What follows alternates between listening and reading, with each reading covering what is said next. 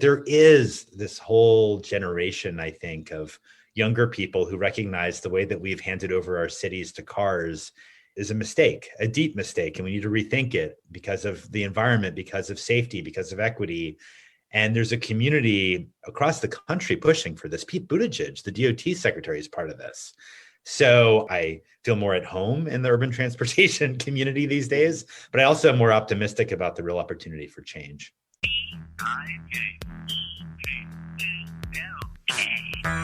Well, welcome to Bike Talk. David Zipper, thank you for joining us. And we have Terrence Heuston on joining us today. And Terrence is, you may know him as LA Bike Dad on Twitter. And he is an activist, a writer, a director, and the founder and visionary behind Sunset for All. I'm Lindsay Sturman. I'm a housing and bike activist and actually a TV writer in real life. And David Zipper, you are a visiting fellow at the Harvard Kennedy School focused on the future of cities and tech and mobility, and a startup advisor and policy wonk. And you write for City Lab, Slate, and Wired. This is nothing you've said is untrue. Exactly. No, that's all right. I'm a contributing writer at City Lab, so do quite a bit there and stuff in other publications as well. But I have a background working on the public sector side and the Bloomberg administration in New York and the mayor's office in DC, where I live. I'm an East Coaster. And I'm also working a lot with startups. So I try to stay in that space between technology and cities and urban policy. And I appreciate you inviting me to be with you today. Yeah. So tell us about the Ebike Act.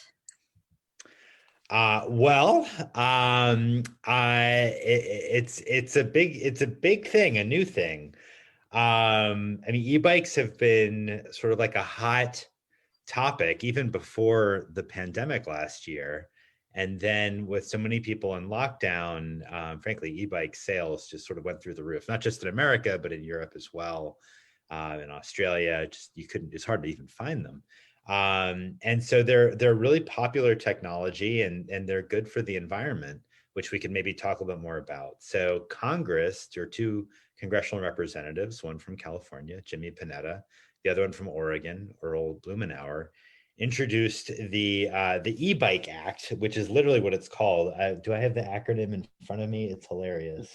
The Electric Bicycle Incentive Kickstart for the Environment Act, or the Ebike Act. I'm in Washington, although I've not worked in Congress, and I was just telling somebody, I think that like the only way to really get ahead as a low-level staffer in Congress sometimes is being really good at acronyms, as far as I can tell. Anyway, that's neither here nor there. But the Ebike Act it was just introduced very recently, and I wrote about it in Slate a couple weeks ago, and the text is now available on congress.gov as of just a couple days ago, and I was tweeting about it, which I think is how you guys connected with me.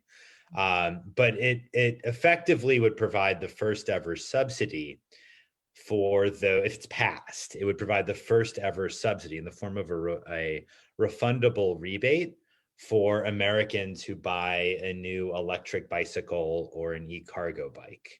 And the basics of the language now, and it will change, I'm sure, but the basics of it are that it's eligible for any e-bike or e-cargo bike up to $8,000. It's $1,500 on a rebate that you claim basically when you do your next year's tax returns, and you can claim it once every 3 years. It's not available on pedal bikes. It's not now available on conversions, although that is likely to change. Jimmy Panetta told me when I wrote the article in Slate. And there are certain high power bikes that wouldn't be eligible because it's cut off at 750 watts. So those are some of the basics. It's been introduced in the House. It has not come up for a vote yet, and we will see. Wow. That sounds fantastic. You have such an interesting background, this fusion between having worked in economic development and, on the transportation sphere. And as I was cyber stalking you in preparation for this interview, one of the things that you talked about was that you discovered that transportation was the true economic development tool. And I wanted to hear more about how you came to believe that and why you think that is. Yeah, I'm sort of I feel like a lot of people who are doing the most interesting things in transportation have weird backgrounds, for transportation in cities at least, and I don't know, like my own journey really was most focused initially on cities and economic development. I always loved cities. That was a given. But I without going into great detail, I ended up in my very early 30s in Washington, D.C., in the mayor's office leading economic development, which traditionally, for some of you may be aware, it involves like, how do I lure a business from over there to over here? Yeah. And how do you play with taxes this way and that way? And how do I basically have like snazzy marketing for my city? Like, like if you really want to grow your company, you've got to be an Oxnard or whatever. And I was getting a little disenchanted, as you might tell from my voice. But at the time, I was looking around. I was in charge of economic development strategy, so it was like I mean, it was interesting in some ways. Like workforce development, I think is much deeper, but a lot of it felt like it was kind of bullshit. And meanwhile, DC about 10 years ago, when I was in the mayor's office, had a lot happening around urban transportation. That this was when Capital Bike Share was introduced, the first sustainable bike share program or viable bike share program in North America by a visionary guy named Gabe Klein, who was leading DC's DOT. It's also when ride hail emerged, and I myself was involved in ride hail. Like, I'll tell you the connection between economic development and transportation.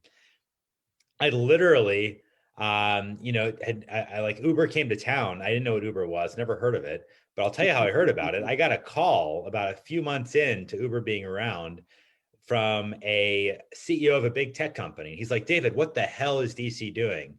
I'm like, what are you talking about? Does I know, seriously, what are you doing to the tech companies that you're trying to attract here? I'm like, I don't know what you're talking about. He's like, your taxi cab commissioner is kicking out Uber. You realize how this is going to piss off every tech executive and worker? I'm like, I don't know what you're talking about. I'll look into it. And then I realized I probably should know about this. And so it kind of kicked me in the ass. But in all seriousness, I realized that actually the local transportation network in DC had historically terrible taxis, and Uber that does bad things for cities. And I believe, it did improve the taxi service in DC dramatically. I realized that things like Uber and bike share have an amazing ability to attract young mobile workers, which are the kind that a growing city like DC or LA for that matter can most value. And I started to think, transportation is so important for cities' future. And I've been talking for too long, so I'll stop. But suffice to say that I started getting more and more interested in transportation. And now I still dabble in economic development, but I really believe that urban transportation is at least, if not more important to the future of our cities. Can I ask a quick question? Just because I really hate those tax breaks, and I'm not an economist, but it just seems you're just taking jobs from one place and taking them somewhere else. So they always seem so unfair. I mean, yes. Like I mean, I always hated incentives. Like I felt like I literally once heard the Virginia Economic Development Director at a talk about how, we just got to spruce up all parts of our state. We got to put lipstick on the pig. And I'm like, why don't we build a better pig? Like, this is dumb. And I feel like, I really find that traditional economic development really is that. It's moving jobs from one part of the country to another. It's zero sum, and it's unfair to small businesses that aren't big enough yet to get on the radar screen of your economic development agency and get a big windfall. So I'm deeply skeptical of the current application of local economic development. You see it with HQ too. I'm sure you guys are aware of that with Amazon's search for a second headquarters, and how many, I wrote about this actually in City Lab, how many resources were wasted in that. But they didn't win, right? They didn't end up getting it, or did they? Well, 250 cities applied, wasted a ton of time and a lot of money on it. And then ultimately, the Amazon chose to split its headquarters between Northern Virginia, Arlington, close to where I live, and Queens, New York. And then Queens said, no, you're not coming here. And Amazon pulled out, although ironically, it's actually created just as many jobs in New York City as it was going to do with HQ2. The whole thing is ridiculous. It's like a comedy. But I'll tell you what, it's hard to change because, I think you've got really, it's a group of like old white guys who gather around groups like, and I'm a white guy, to be honest, I'm not that old yet. I'm not that young either, but still it's like old guys. Like they're always, they are trained by these particular groups. They get these particular economic development certifications, and it just needs to be blown up. It really does. The whole field does. And that's part of what, to get back to transportation, part of what I find encouraging about urban transportation and mobility is that there is this whole generation, I think, of younger people who recognize the way that we've handed over our cities to cars is a mistake, a deep mistake, and we need to rethink it because of the environment, because of safety, because of equity. And there's a community across the country pushing for this. Pete Buttigieg, the DOT secretary, is part of this. So I find myself feeling like both I feel more at home in the urban transportation community these days, but I also am more optimistic about the real opportunity for change. I just have a quick follow-up question because you brought up Amazon HQ2 in Queens, and this does come back to transportation. Talking about how, urban mobility and bike lanes can be seen as a gentrifying force. And when we mention economic development and a lot of the challenges in getting bike lanes put in certain neighborhoods in LA can revolve around gentrification. And, HQ2 for Amazon was, Long Island City, Queens, and there was sort of blowback against having it because there seems to be this zero-sum game when you do the twin housing crisis with the mobility issues. How do we improve the urban form without replacing the people who are already here? And how do we get those bike lanes and get prosperity and make sure that it's equitable development? There's all kinds of questions that are built into that. And to me, a lot of what it comes back to is density.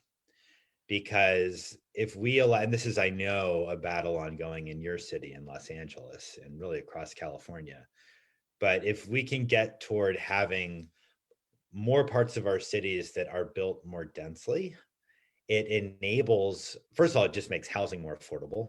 Mm-hmm. It enables lots of ways of getting around without having to drive, which can include transit, can include bikes and e-bikes and scooters and all of that. And then I think once you have that kind of density and you're able to have more people using bike lanes or using the streets for those types of for micromobility, really, I think it becomes more self-evident that infrastructure has to be there. You don't have so much of the pushback, which isn't especially well informed, but you do hear it all across the country of, well, why are we setting aside space for a bike lane when you barely see anybody using it? Mm-hmm. Part of the reason you have those complaints is that, frankly, a bike takes up so much less space than an automobile that people's perceptions get skewed. That's interesting. But anyway, I those are some of my initial thoughts. And to be honest, we could be on this call for the next 10 hours talking about those issues. Yeah. To the point about transportation helping economic development, or how does transportation help economic development? Well, I think it's actually really deep. I think my initial understanding, or my aha moment I was alluding to earlier, which is the idea when you have ways to get around a city without having to drive, you have a more appealing city for people who are mobile and can choose which city to live in and would prefer not to have to drive everywhere. So it's an advantage to New York and DC and Boston, cities like that, and maybe San Francisco too now, that you don't need to have a car really to that is so amazing. And I've never thought about that. And I grew up in New York and I moved to Los Angeles and I moved to one of like the 3 neighborhoods where you could walk.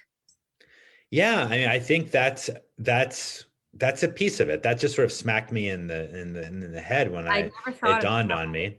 But I actually think it gets deeper than that even. There's a really powerful book by a NYU professor, a French guy, Lane Bertot. It's called Order Without Design.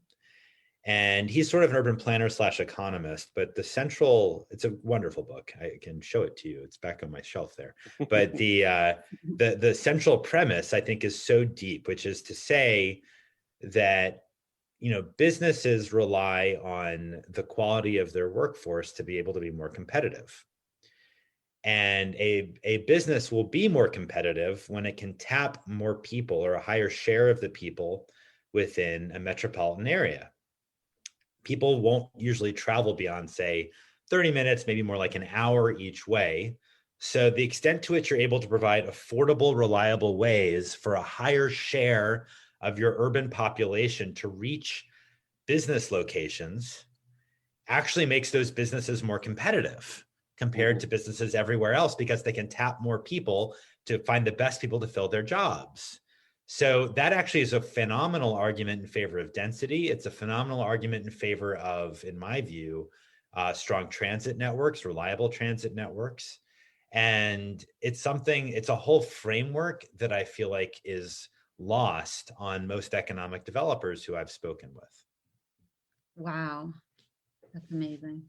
Now, you also ran an incubator for startups, that were around mobility.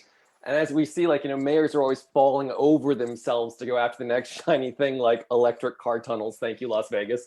Or hey, it's not just that. You have more than that. Aren't you now going to be the air taxi center of the country? Isn't that yes. what Garcetti has said? Yeah, Congrats. I'm sure we're all going to have, gyrocopter backpacks any day now.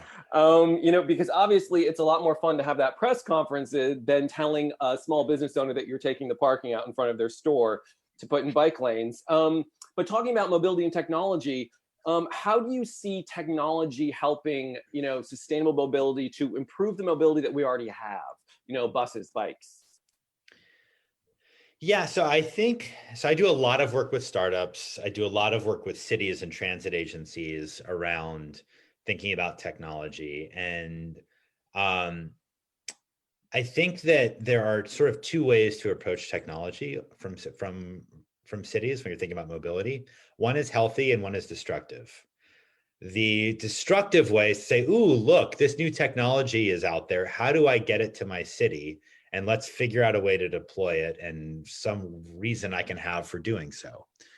When I think of that, I think of Miami and the Boring Company. I think of, to be blunt about it, I think of, there's Hyperloop, there's autonomous vehicle pilots that you see that are done all over the place. And it's basically like, hey, cool, I don't want to be left out. Let me put this up, on the street, and I'll get a press release out of it and some stories. I just did a presentation. I've written an article in City Lab. I did a talk about it yesterday, even, called FOMO being the greatest risk to urban transportation strategy. So that's the bad way to think about technology. The good way is to start with first principles, which is what the goal is that a city has. And these days, I'm happy to say, it's part of why I enjoy working with cities on transportation. I don't care if it's Kansas City or Los Angeles or Boston, pretty much every DOT, Department of Transportation, is going to say, we care about climate change, we care about equity, we care about Vision Zero. For the big cities, it's pretty much everywhere. They want the same kinds of things. So if that's what you care about, then great. Let's be articulate about those goals, and let's take that new technology, the sidewalk drone or whatever the hell it is, and say, what's the hypothesis for how this technology could help you achieve the goals that you've established, whether it's around equity, around safety, or what have you, and then run a pilot or two to test it. I wrote a policy brief with Harvard about the right way to set up urban mobility pilots, where the conclusion is the only bad pilots for new technology are those that you don't learn anything from. It may seem self-evident, but I'm telling you, there are not pilots there's nothing learned from these little AV shuttles that I see, ending up in various cities around the country for a period of months, just to be able to show off for a bit. You've got to be able to test something. And the way to test is to first figure out what credible hypothesis links that new technology, like e-scooters, for example, to what you're trying to achieve. With e-scooters, people sometimes like viscerally hate e-scooters. I defend them because there's a variety of studies now from places like Hoboken and Arlington, Virginia, and Chicago and Portland, Oregon, that around 4 in 10 trips taken on an e-scooter is going to replace an automobile trip. That's good for most cities. Like, you want to reduce car trips. So that's an example of a potentially constructive new mobility form.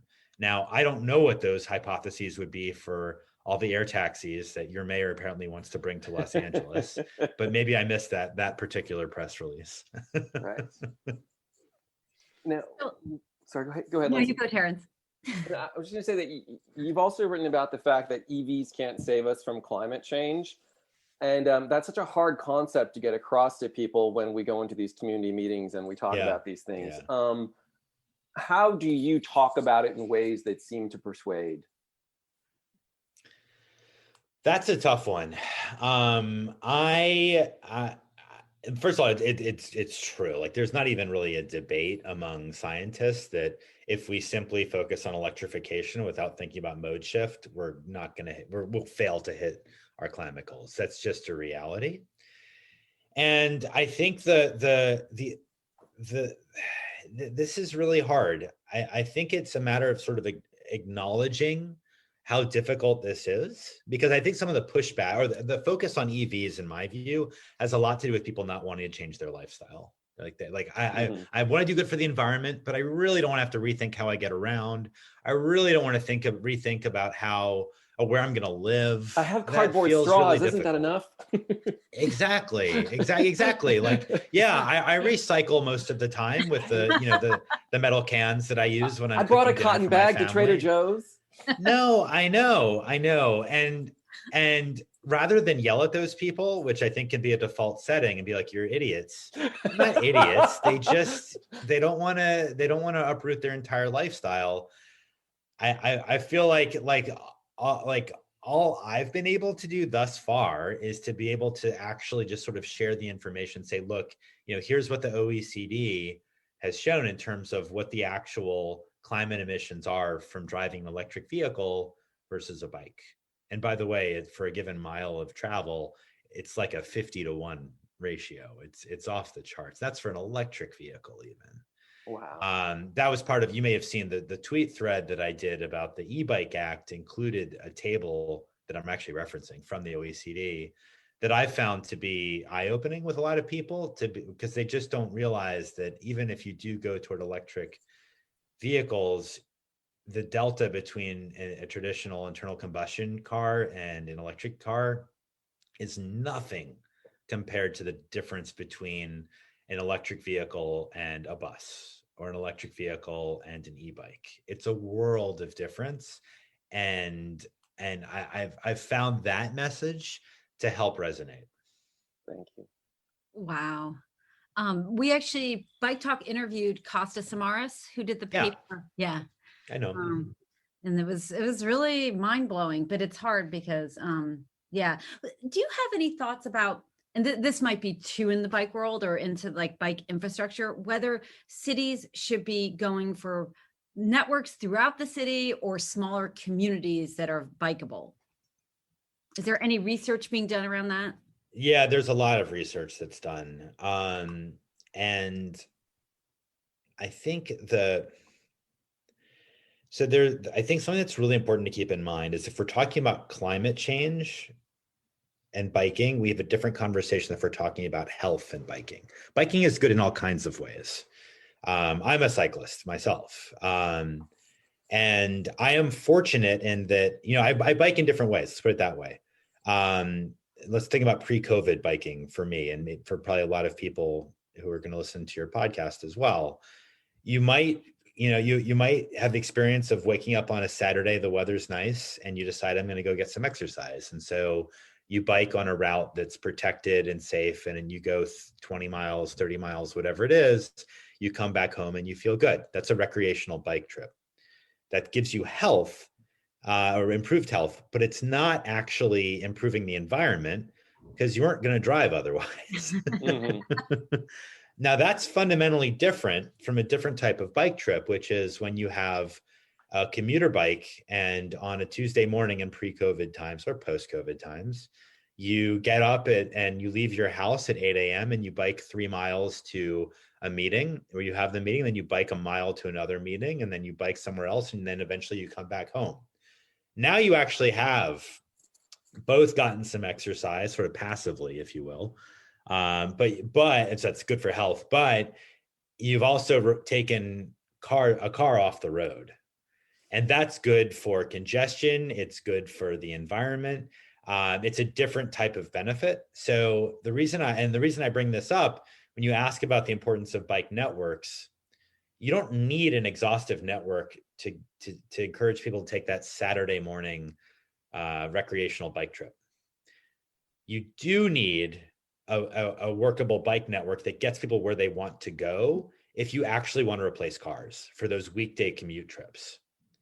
And that's where it becomes a real question. So if this is a debate that you're having in a given city, including in Los Angeles, I think it's a matter of being very clear about it. Like it's nice that you have some great bike paths where you can get exercise, but if we're serious about climate goals, then we need to talk about a bike network that really allows people to get safely wherever they need to go around business centers.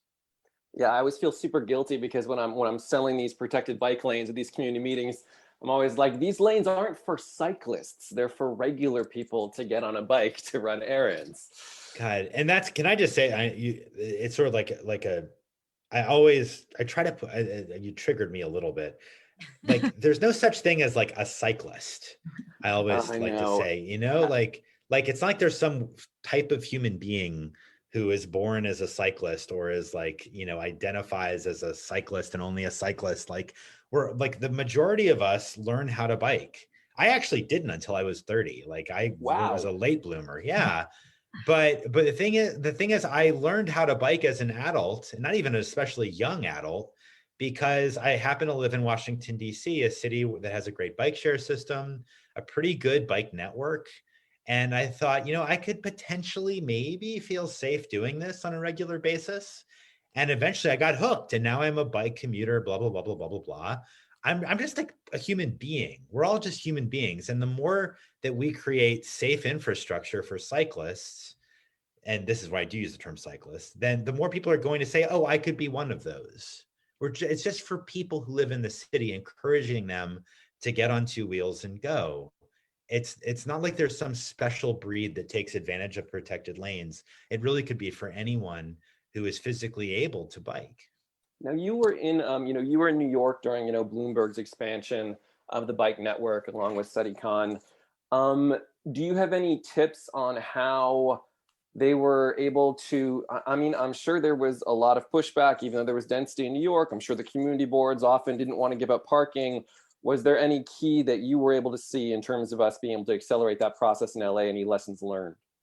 Yeah, so let me be candid. I was in the Bloomberg administration. That was in my economic development phase. So I wasn't working specifically on the very important bike work that Jeanette Sadekhan and her team were focused on. But what I will say that I think she did really well is to call things pilots when you already know the community is going to love it. Like she did that in Times Square, where people just freaking loved the little pop-up park that was created. Even the pilot, even like what they called, the New Yorkers called in fall of 2019, the miracle on 14th Street, when 14th Street in Manhattan went car free. That was initially called a pilot, and it was such a hit.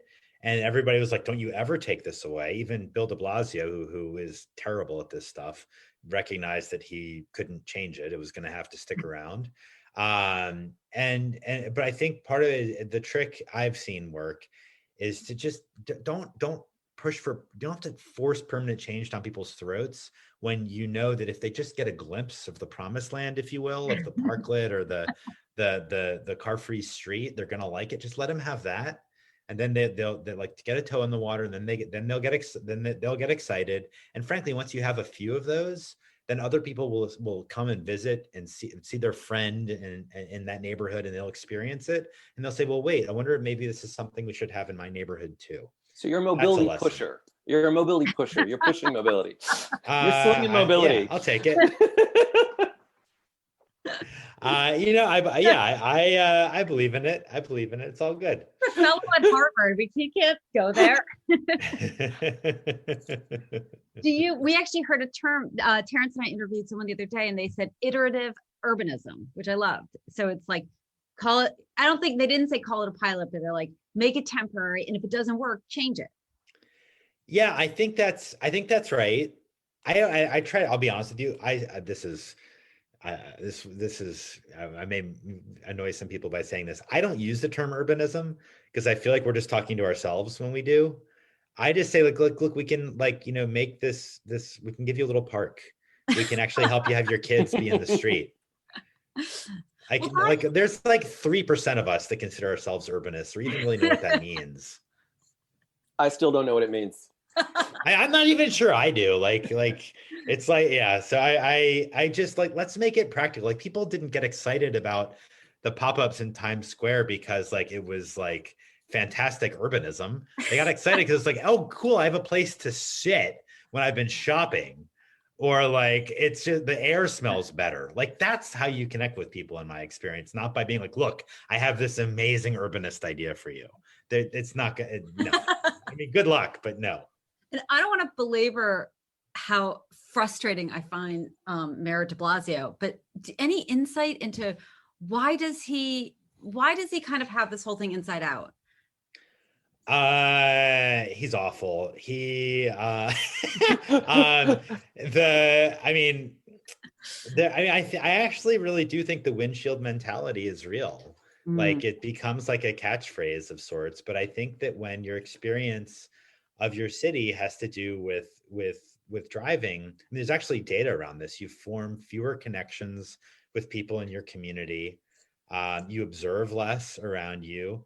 But you also you genuinely don't identify with the mentality or the concerns of people who don't have 2 or 3 tons of metal around them, like pedestrians and cyclists. I think it's terrible that we have it's not we anymore. I've lived in New York for 10 years, but it's terrible that our nation's largest city is run by somebody who thinks it's okay to be driven in an SUV to his gym.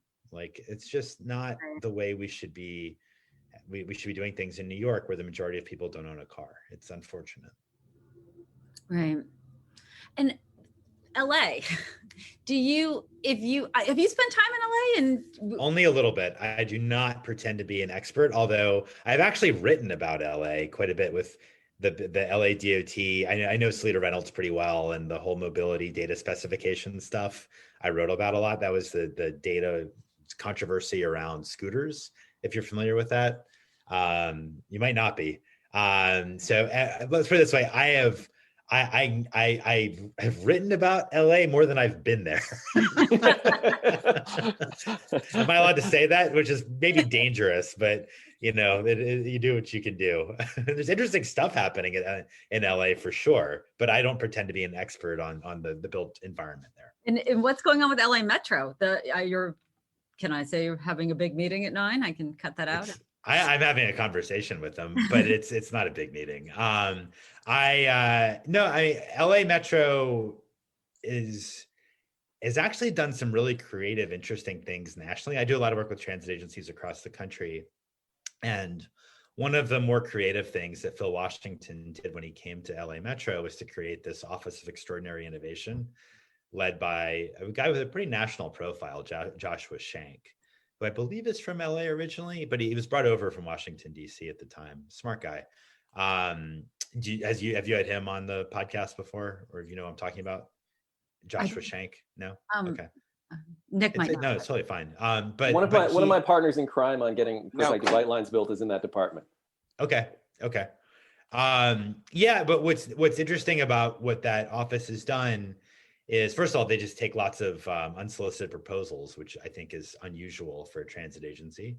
But they've also, to their credit, in my view, embraced this idea, which is starting to gain traction, of transit agencies being mobility managers, where you're not just trying to get people onto buses and trains.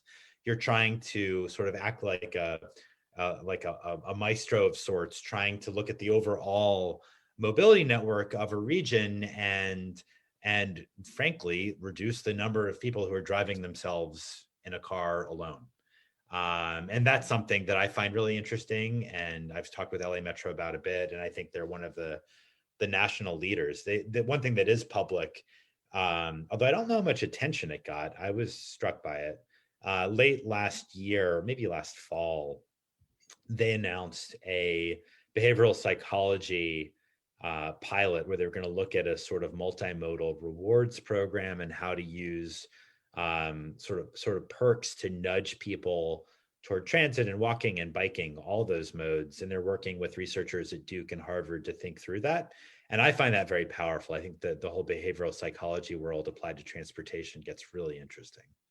That is interesting. So if you were Grand Poobah of Los Angeles, even though you haven't spent much time here, I'm sure you can understand these sort of, Western post-war cities that were sort of, rebuilt around the car. We're not going to say built around the car because we were built around streetcars, but we were rebuilt around the car. So if you were the Grand Poobah, what would be like the regulatory regime that you would want to put in place to encourage more people or to give them a stick to, leave that car in the driveway? Yeah. So I'm not going to give sweeping recommendations to LA because I just don't know enough about the city at the moment, and I haven't experienced it myself to feel educated enough in that way. I will say that LA, some of you may be aware, you're actually the first city to sort of really elevate the automobile over every other mode. In the 1920s.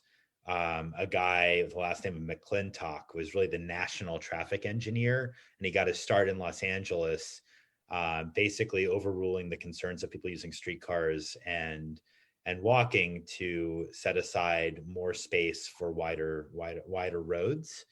And those ideas were emulated by offices of planning when they were created, and they were just starting to get going there in the late 20s and 30s. He went on to actually lead a whole center at Harvard that was funded by the Studebaker, as I recall. Wow. So there's a long history, and Los Angeles plays a really powerful role in the built environment of cities that grew rapidly in the 20th century. Have we made up for it by being able to claim Donald Shoup? He's cool. You have some good professors at UCLA. Yeah, that's right. No.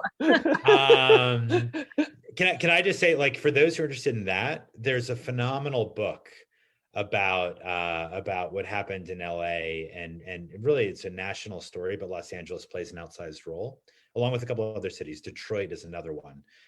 It's called Fighting Traffic by a professor at the University of Virginia named Peter Norton. And it's just a wonderful book about the history. It's a frustrating book, but it's a wonderful book in its explanatory power about the history of American streets in the 20s and in the 19 teens and 20s, and how motordom, as Norton calls it, sort of elevated automobile speed above every other priority for streets. And just how dangerous that's been, how bad that's been. So I've managed to give hopefully an interesting anecdote or digression while not answering your question.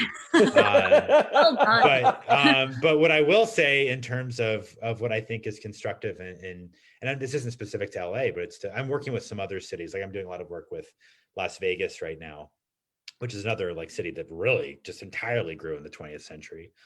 And I think and it's even more than LA, an auto-dominated built environment there. Yes. And I think, this gets back to Lindsay, what you were alluding to earlier. One of the best things you can do is, right, you can't just like snap your finger and change a city's built environment overnight or even in a decade.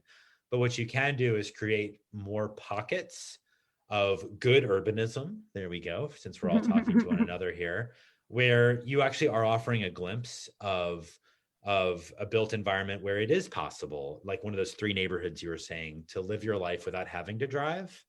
And once you have 3, you look for the 4th, and you try to find in a place that's a little bit distant, maybe, so that people who didn't experience the other 3 might see that 4th. And you just sort of like, you show, don't tell, that a better possibility is out there. And in that way, you build longer term support. But it's going to take a long time because we in this country have so screwed ourselves. And it's not because of GM messing with the streetcars in LA or elsewhere. It's because, it's really on all of us or on our parents and grandparents. We just embraced the idea of auto-dominated cities, which has been something of a dead end. And I feel like there's a growing awareness of what the price we've paid for that. You see that in Farhad Manjoo's pieces in the New York Times and podcasts like yours, in the discussions that are happening in planning departments across the country. But it's an overdue reckoning.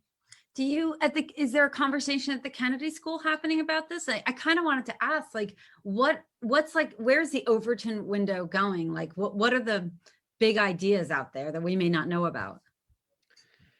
Well, it's happening all over. I think like a huge deal are the idea of car-free streets, like Market Street in San Francisco and 14th Street in Manhattan. Like, that feels crazy in an American city. It shouldn't, but it does. If you've been to Europe, it's not crazy, but it feels it. I think that's actually a huge deal. And I really, really like it. And I think, and I actually think, like the crazy wild ideas, I don't actually know that we need so many crazy wild ideas to get better. Like, here's a crazy wild idea. What if we had a federal program to support sidewalks?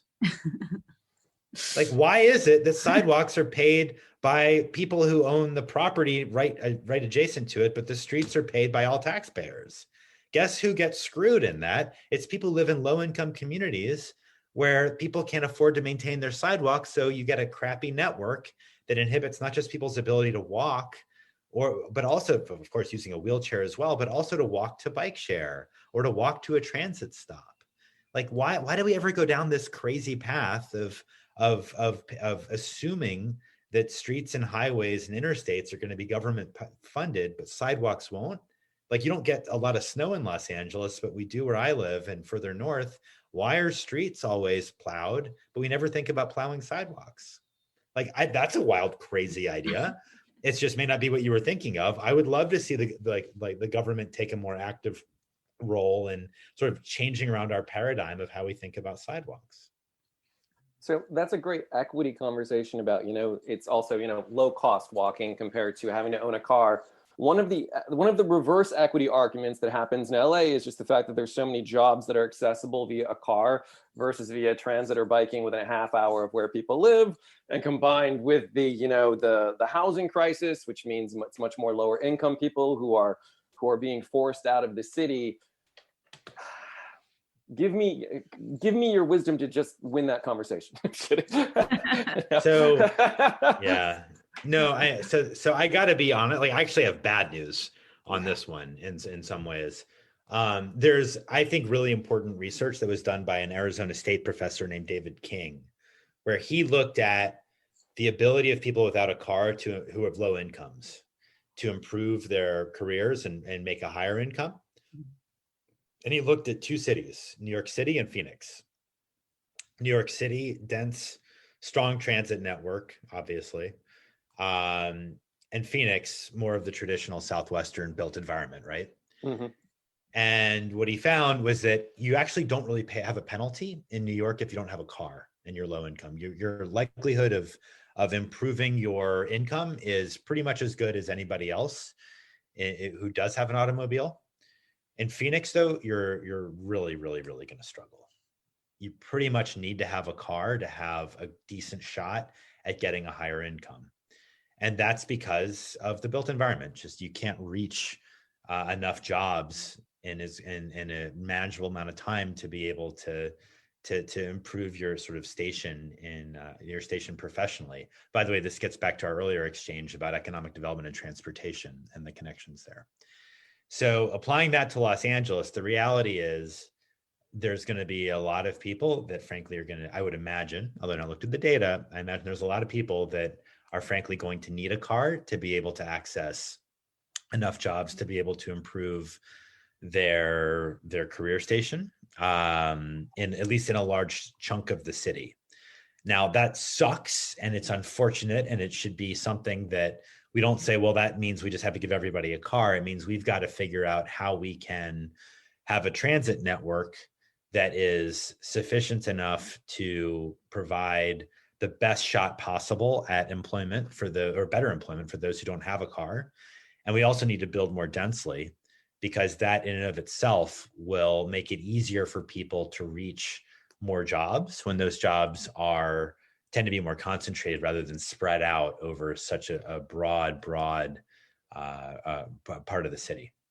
That's what I would say. It's such an indictment of our choices that we require someone who's low income to spend $5,000 a year in order to make an income. It's horrible. No, it's absolutely terrible. And that is how the vast majority of American cities are right now. Do you think, though, that with Lyft, and then when you get on Lyft with 3 other people, and then, I don't know, do you know the app Turo? Yeah. Do you think with crowdsourcing car sharing, there's a chance that we could tech could actually save us on this? Did you see the article I wrote yesterday in City Lab? No. Run, don't walk. I literally wrote an article yesterday about this in City Lab. I don't know when this is going to come out, but I wrote it in mid to late March. No, it was a piece exploring the potential of shared ride hail, pooled ride hail now, or right after COVID. It hasn't yet come back in America, but it's expected that it will. Uber has said that it is coming back. And then shared autonomous vehicles in the future with like Cruise or Argo or whatever. And the reason why I wrote the article here, spoiler alert, is there is a whole host of evidence, lots of analyses showing that we as human beings don't want to share a trip with a stranger. We don't like it. We don't like it. It's not good. And frankly, if you've ever taken Uber Pool or Lyft Line, Matt, think of your experience. Didn't you kind of feel like you won the jackpot if nobody got matched with you and you could go by yourself? That's not a great business model when the way that you have a great experience with it is when you're not actually getting the product you're paying for. That's not ideal. People don't like it. It's a luxury product if you can afford ride hail. And in luxury products, we don't want the uncertainty of whether I'm going out of my route or not, whether that person who's coming into my car is going to make me feel unsafe, or whether they're going to be on their phone the whole time and annoy me. I don't want to deal with it. I'm paying more than I would be for bike share or for transit. I want a good experience. This is a lot of evidence about this, all showing that we generally don't like shared trips. Now, we might accept them if there's a big enough price differential, which, by the way, is part of why we take public transit sometimes. But in the absence of governments pushing on like using basically either dedicated lanes for shared trips or steep taxes on private ride hail trips and private AV trips, it's hard for me to see that it's realistic that we're actually going to have like a shared pooled mobility future. I kind of think it's a dead end. And what was the reflection on VMT again? Wasn't there a finding that it actually increased the amount of driving? Yeah, that's by a guy named Bruce Schaller, who has done research into taxis and ride hail for a long time. He published a story, not a story, it's actually an academic article, forgive me. Sorry, Bruce. And it just came out very recently, looking at a number of major cities in the US, concluding that on net, pooled ride hail actually led to an increase in vehicle miles traveled, because otherwise people either wouldn't have traveled, or they would have taken transit or biked, and also there's the induced deadheading of drivers driving around looking for their next trip. Do you see, does free transit help the number of transit riders? It might, but it's not what the riders most want. I know this is something that LA Metro is looking at, but there's a lot of evidence that's been collected by a group called Transit Center, which is a national nonprofit looking at transit, and consistently finding that riders, including low-income riders, would prefer to have more frequent and reliable transit to having it be free.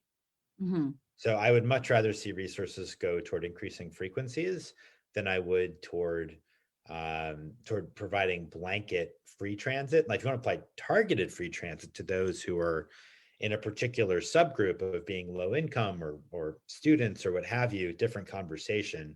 but I'm skeptical of the overall free transit movement. I interviewed an economist about sort of free transit and congestion pricing, and he was sort of, from an economist point of view, is that you know, we have scarce road space, and you need dynamic pricing. That's how you'll get rid of traffic, and actually you'll collect revenue. Are there studies on that? Is that, I mean, congestion pricing, is that something that can really move the needle on this and get people out of their cars? Yeah, decongestion pricing is great, not only because it forces people to recognize the externalities or the cost. Did you catch that? He turned it into decongestion pricing. I love that. Loved it. Yeah, words matter sometimes. Words matter. But also, like, and this is what really you need to do this to make it work, is not just say, hey, we're imposing a tax on everybody who's driving. You've got to say, like, hey, we're going to use the money that's collected from these taxes to improve the transportation network and provide more access. So it's not like we're just going to push you drivers onto like overcrowded trains, or you just have to suck up the extra fee. We're going to provide additional transit service so that you have viable options to travel if you don't want to pay the extra fee of driving. That's really important, that it not just be the decongestion taxes that are applied, but also the revenue being used to improve the transportation network. In terms of selling it in, or actually objectively, or both? I think both. I think that for selling it, yeah, but also it's how you end up with a better transportation network. That's how because you ultimately have to build in capacity somewhere if you're disincentivizing the use of a private automobile.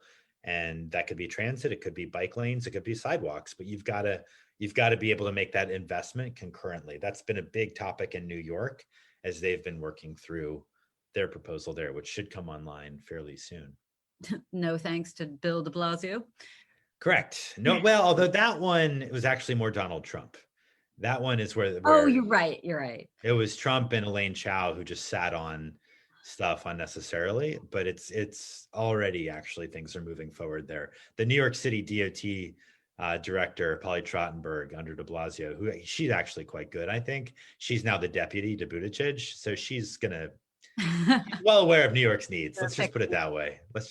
I know we're almost out of time. Terrence, do you have any last questions? And I have one. Since you brought it back to federal, and I know you've written an article on this recently, what are some of the federal regulations that you'd like to see to improve transportation policy coming out of the Buttigieg? Well, a lot. We barely talked about the e-bike thing, but that's a good one. No, but to be honest, it's probably not the most important.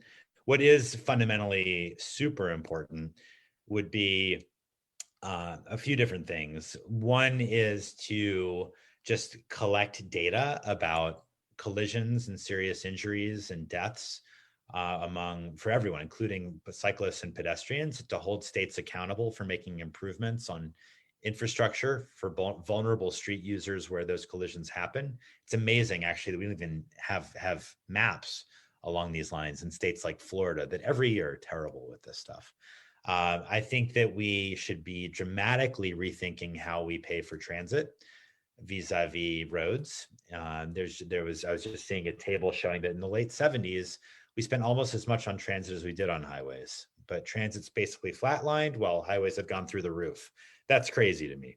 That requires Congress to be involved. We should be fundamentally rethinking that. And then also, I'll just get a little more tactical. I've written about this as well. We need to have a more muscular approach toward regulating new technologies like autonomous vehicle technology.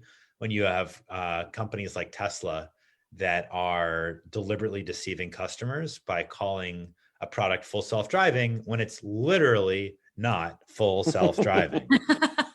Like literally, they themselves admit that when they submit documents to the state of California. It's like, this is fundamentally dangerous. So those are a few initial ideas that I would throw out there. So amazing. Last question, and unless you do you have to go? I make it quick. Oh, okay. What city is going to be the first to get that this could like transform them, make them a center of tourism? I think. I mean, is there a city that you think is going to go first? I think there is city. I don't know about going first makes it a little more of a more binary than I think it is. I think there are cities that are making great strides. Like Seattle has had probably the most impressive jump in transit use of any city during the last decade. And I think that's fantastic when you look at what Seattle has done to really take what historically has been a car dominated Western city and become a little bit more like Portland, quote unquote. I think Portland itself is really a model. I actually am pretty happy with Washington, D.C.'s push to make it. I think I can get around pretty much everywhere on my bike. I mean, I still get angry about certain areas where we should have dedicated lanes, but if people in LA like come out to DC, try biking, you might be pleasantly surprised that it really is like a viable way for a mode of transportation, not just a recreation. So those are just a few of cities that I see going in a constructive direction, but this is the kind of competition I hope every city wants to be a part of. So I should pause it there. I'll just say, if folks, I mentioned some articles I wrote and stuff like that, they're all available. I actually have a website. If people want to see the articles I wrote, it's all on davidzipper.com. And if I got anything wrong, you can always just find me on Twitter. It's just at David Zipper. And lots of people yell at me there, so feel free to join them. Well, thank you, David. No, this was a lot of fun. No, I appreciate it. It was a pleasure being with you. Thanks for listening to this episode of Bike Talk. If you want to hear more, go to kpfk.org, navigate to programs, and choose Bike Talk. On the Bike Talk page, click on the archives link to play or download shows posted in the last 4 months. Go to biketalk.com and copy or click on the RSS link to subscribe. Our Twitter handle is BikeTalkPFK. On Facebook, we are Bike Talk. You can become friends and join our group.